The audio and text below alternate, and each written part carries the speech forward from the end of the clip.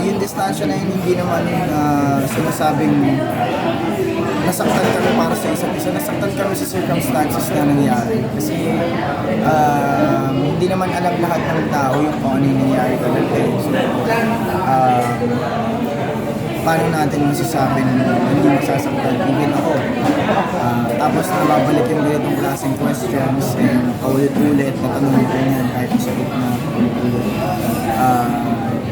Hindi ko na alam yung sasagot ko kasi paulit-ulit yung nag-ulit. Pero sabi niya, na-appreciate niya yung pag-apologize sa'yo.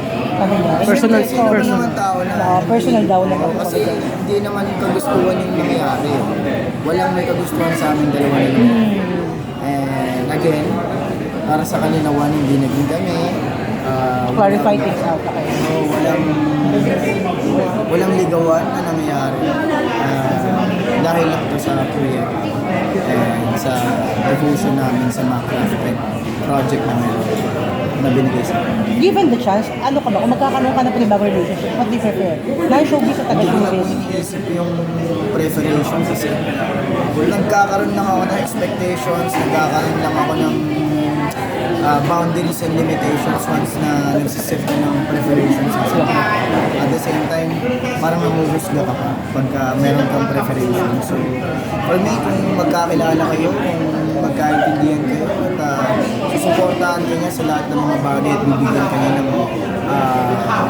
respeto sa mga desisyon, sa natatayuan mo bilang isang tao. After, bukod dito kasi also based on Sangre, tama ba? Yes. Kamusta yung training mo doon? Kasi we heard na hindi biro-biro yung hirap na pinanaanan nyo doon. Minsan, nai-injured, pero tuloy pa rin dahil kasama yun sa proseso.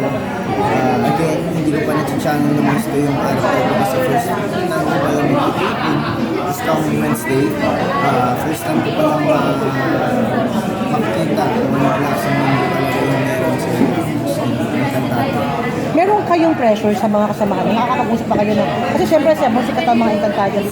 Sobra nakaka-pressure yan kasi sa dami pa naman ang gumanap. Lahat yan na sumigat, lahat yan kilalang kilala, and at the same time magagaling talaga mga artista yung mga susundan natin. So, looking forward lang ako na sana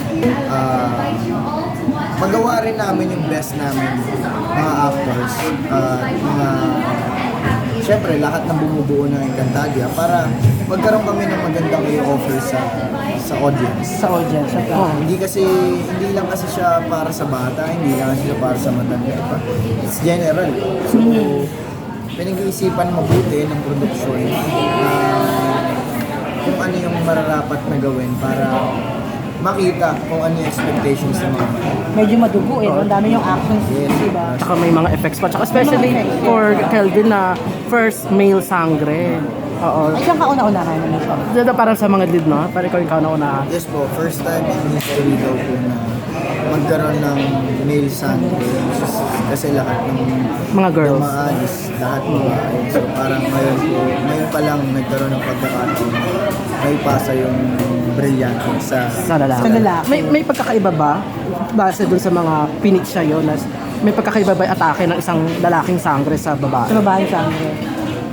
Hindi kasi masasabi. Actually, wala namang pinagkaiba kasi pare-pares naman kayong Sangre. Magkakaiba na lang dyan the way mo siyang maiintindihan or yung interpretation mo bilang isang aktor kung paano mo ipapakilala yung character mo sa mundo.